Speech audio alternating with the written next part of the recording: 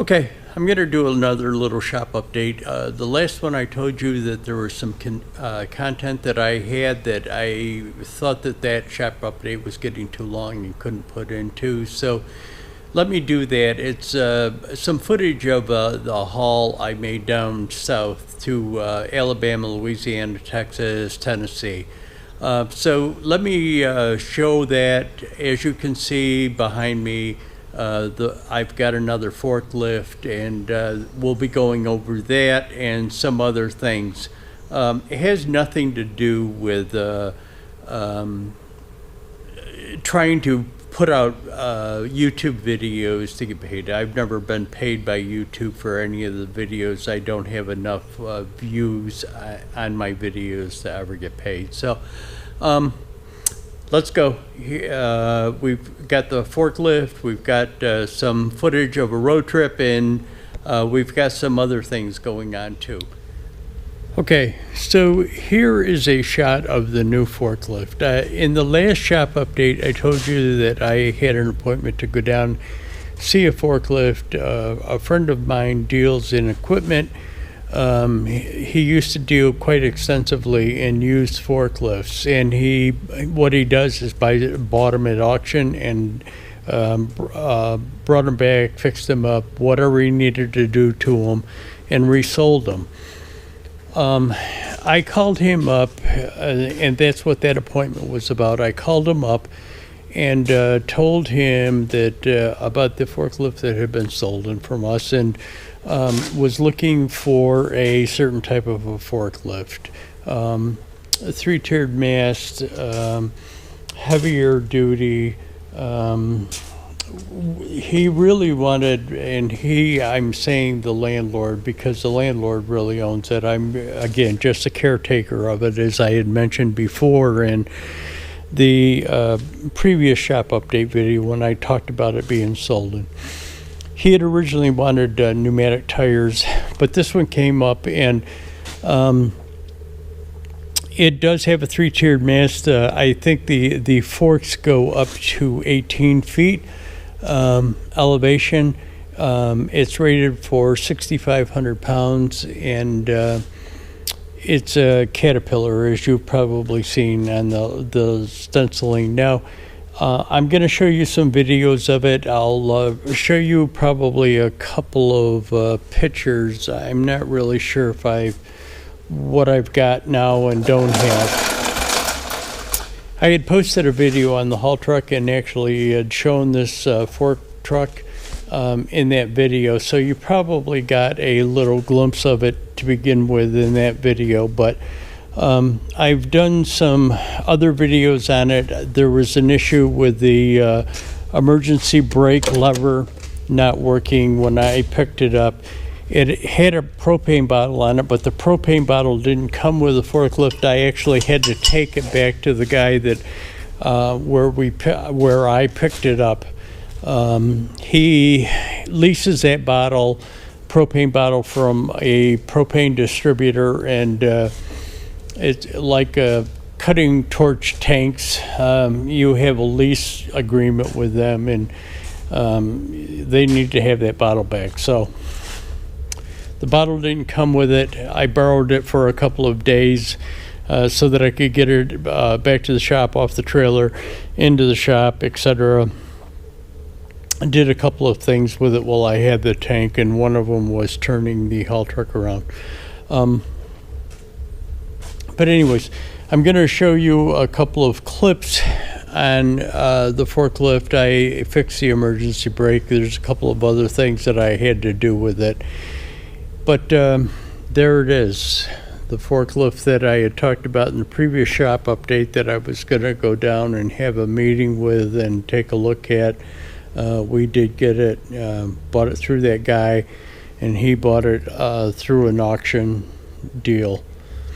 So anyways, there it is. One of the things that I showed you in the last shop update was this metal bin.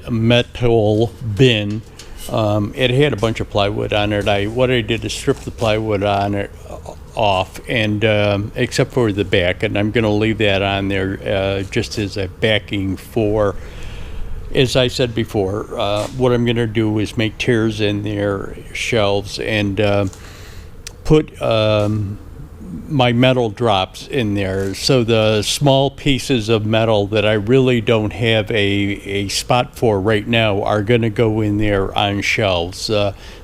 Shelf separating probably drops on maybe angle and tube steel, and another one for bars and flat stock, and maybe one for drops, small drops of plate. But anyways, that's it. What I'm planning on doing is, you can see those roller casters over there for barrels. A guy gave them to me. He says he didn't need them. He was cleaning the shop out. He didn't need them. He got them for free from a large, well, actually from a General Mills plant in Buffalo. And he got them, and he didn't want them, didn't need them, couldn't use them. I was actually going to put one of them under that to roll it around, but I decided against it. It would be too hard. Well, I didn't want to use that because I want to be able to have access to get forks under it in case I wanted to pick it up. So what I'm going to do is get 4 heavy-duty casters and put weld them on the bottom of it so that it can be rolled around, so that it's not in the way in one spot, in case, you know, in case I need to do something, get long pieces of metal into the welding table, whatever I need to do. But that's it for that. There's another item in the shop update. I had told you the last shop update about those 3-inch straps that I got, strap binders that I had got. What I did is I picked up ratchet binders for those straps. So I got 3 new ratchet binders to go with the 3 straps that I was given by one of the guys that I haul for, who had bought them thinking that they were something else, and he had no use for them, so he gave them to me. But anyways, I just wanted to show that to you. They will be going in my trailer in the strap binder toolbox. One of the things I'm doing on the new forklift is trying to fix the parking brake lever. There was a pin missing out of it, so it didn't work, and what I'm trying to do is get it put back together. I had to use a piece of 5/16 inch bolt for the pin, and the pin goes down inside of the sleeve. It's kind of a bitch to get it together, but there's like sleeves and kind of like bushing type things in there. It's and again, this thing goes down inside of there, and there's an adjustable, you see that threaded rod inside of there? Well, it's adjustable with this handle. You turn the handle and you can adjust the tension on the parking brake. It's never been together, so I'm not even sure if the parking brake works. It could be froze up, and that's why it busted off to begin with. So I'll kind of bring you back and show it to you after I get it back together. Okay, so I got that parking brake working. It was just a matter of getting that pin back in there, and it does work. You can adjust it. It has an adjustable knob. I don't know whether I told you that before, but if you crank that in, it adjusts it. But it works. I started it up and moved it forward. While it was moving forward, put the parking brake on, and it stopped it. So it does work.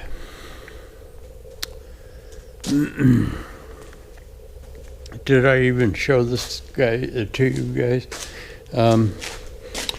I moved my trailer up behind the shop because I've got to do some things, just to put stuff away, organize stuff, take some screws out of the dunnage that I put in, stuff like that. I've got a light that I've got to replace, and do some odds and ends. Okay, it's a Monday. I just got finished washing my truck. I've got to go. I'm going on a haul tomorrow. I've got the garage door open. It was 50 degrees today. It was sunny until about half an hour ago, and then it started clouding up. But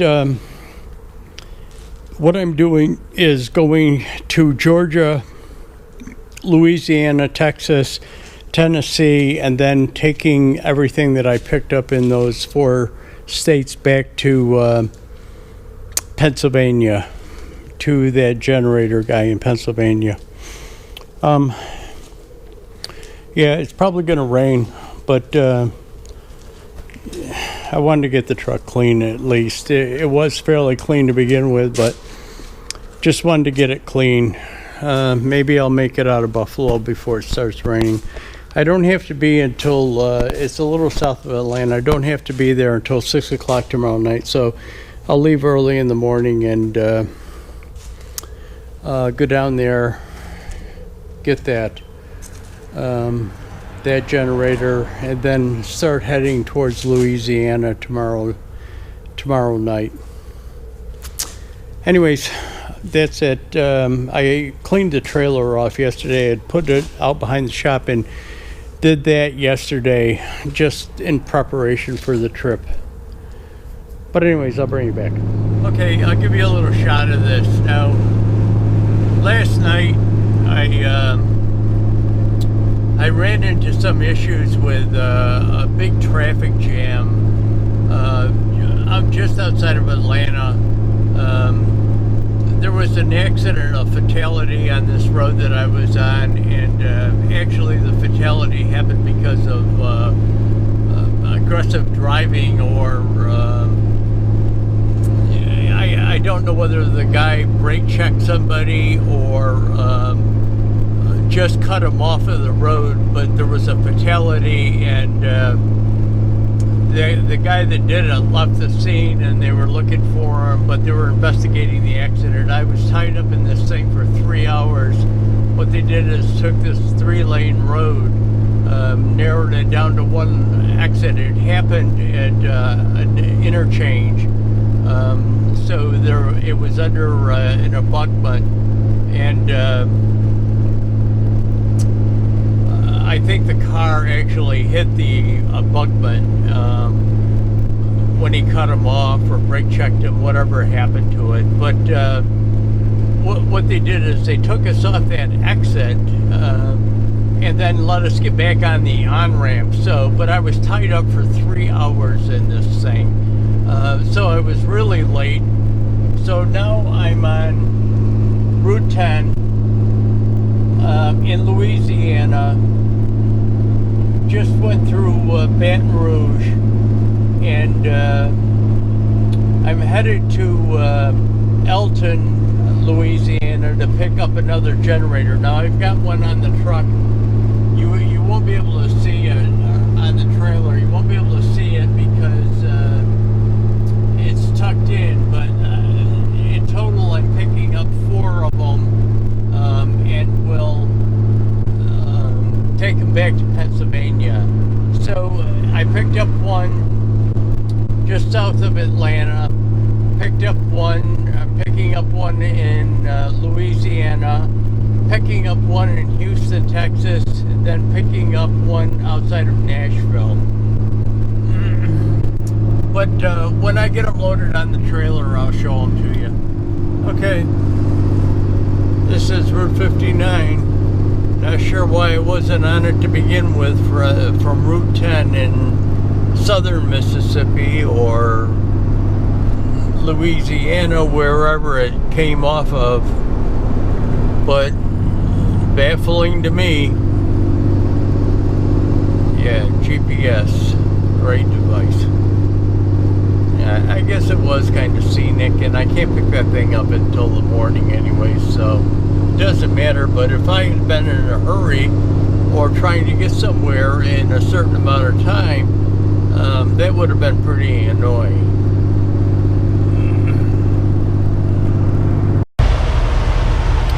Okay, so I know some of you guys would like to see this stuff. This isn't all of it. I just picked up this morning this big gray, bluish gray generator, that Generac, in Houston. I'll show you the other side when I say it's big. This other one, I think it's a cat generator, I'm not really sure. No, it's Olympian. I picked that up in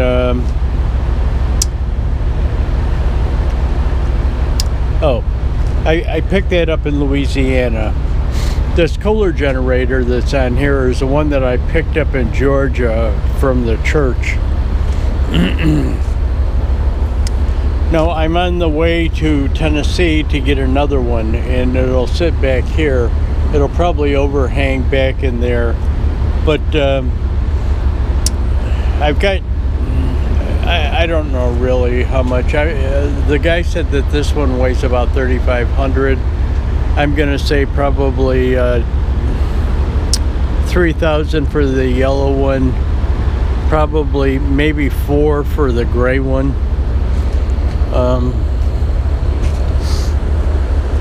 I don't know if anybody, it's kind of weird filming stuff when there's other people around.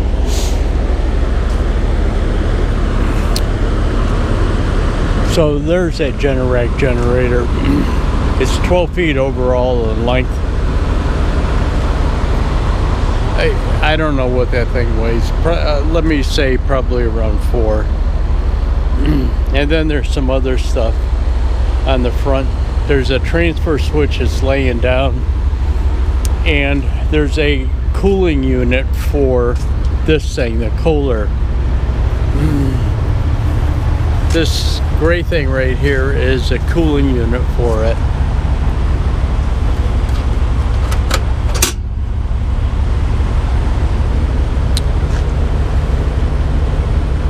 And that's a transfer switch. But anyways, I thought I'd give you guys this is a Love's in where am I? Alabama. I'm had filmed that clip that maybe that I probably put in here first about why they took me up a different road than the road that came off of Route 10 to begin with. I got to tell you, on Route 10, there was some bad sections on Route 10. Let me just take you around back and I'll show you something. We hit a bumpy area so hard that one of my tail lights, that end tail light over there, as you can see it's different, popped out. I stopped at a Love's to get fuel and did kind of a walk around, and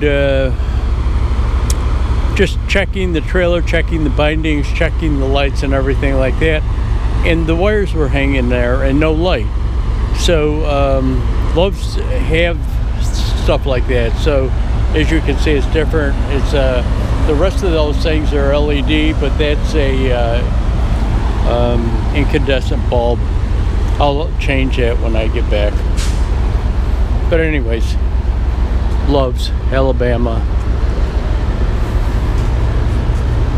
This is kind of a hair-raising thing. Parking in these things was the first time that you park into it. Let me take you back over to the other side and I'll show you what's hair-raising about it, because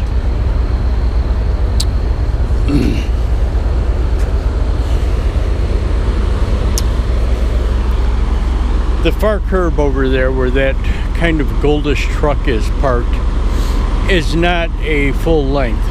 So you have to turn to get in here. So somebody is going to come in here and have to cut a turn around me, avoid hitting him on the backside to get into here. It can be kind of hair-raising watching some guys do it.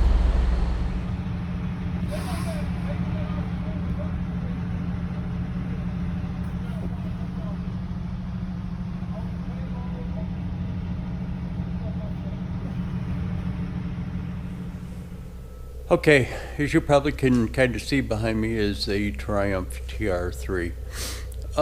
What I'm going to do is show you some clips on it, but the first clip that I'm going to show you, I cut the first 2 minutes out of it because I talked about the virus that is sweeping the nation, and apparently you're not allowed to, in YouTube land,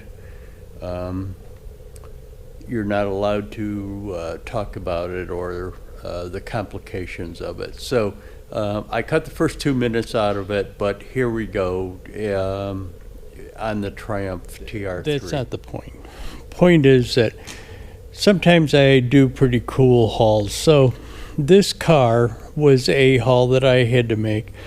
I have a guy that's next door to my shop that is a detailer of automobiles, detailer. And he hasn't done this yet. This car is, as you see it, is the way that I picked it up. The guy, I should tell you that this car belongs to somebody that I know, and that's why I picked it up to bring it back to the detailer. It's sitting in my shop because, again, it's a convertible. I mean, it's got the boot that goes over the cab of the car, but that boot really doesn't protect it in rain, which it is doing right now.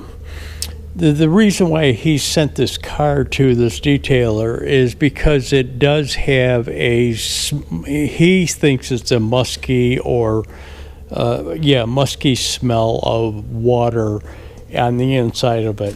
To me, it has that old car smell to it, which I don't find offensive at all. But anyways, he bought this car for his wife, even though she doesn't know how to drive a standard transmission, but it's pretty cool. It's a 1959 Triumph TR3.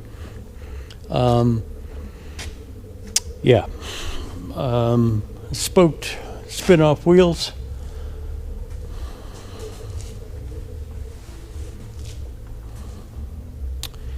And what I'll do is I'll set up the tripod in the camera and I'll open up the bonnet for you, the hood, and just kind of give you a shot of the engine. The hood actually opens. There is no hood release like we're so accustomed to on newer cars. It's actually held on by quarter turn bonnet securing bolts or hood securing bolts. So let me set up the tripod and I'll show you me opening the hood, and then I'll bring you back and show you the engine.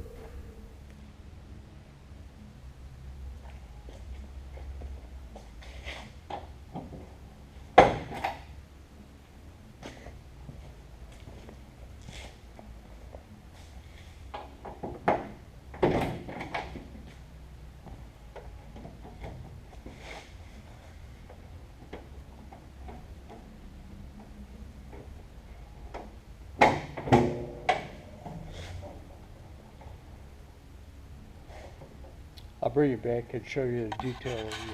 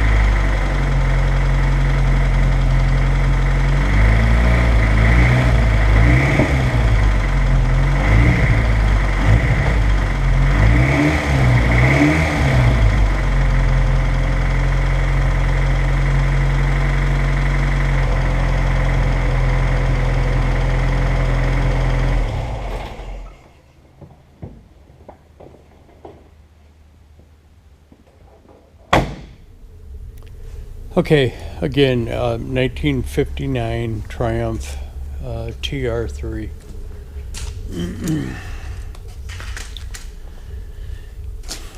It has I'm pretty sure it was a 1950 cc engine in it. It's got 2 SU carburetors on it.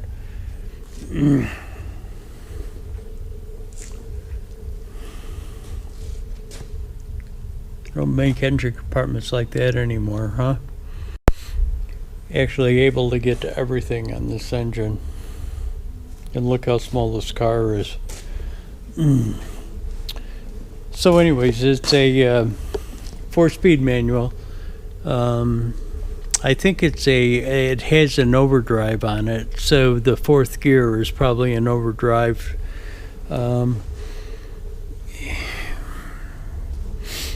If you go Google it, I think, by the way, turn signal lever on the steering wheel.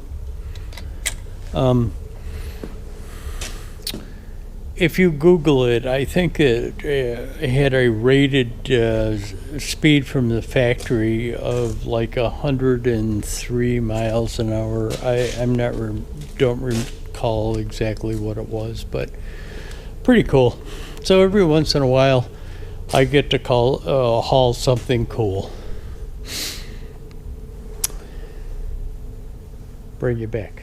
Okay, so let's wrap this shop update up. You see the forklift, it's got some stuff on it. It's a transfer switch for a generator. I actually went down to Long Island a couple of days ago, and in the midst of this whole thing, if anybody watches the news, they know all about New York and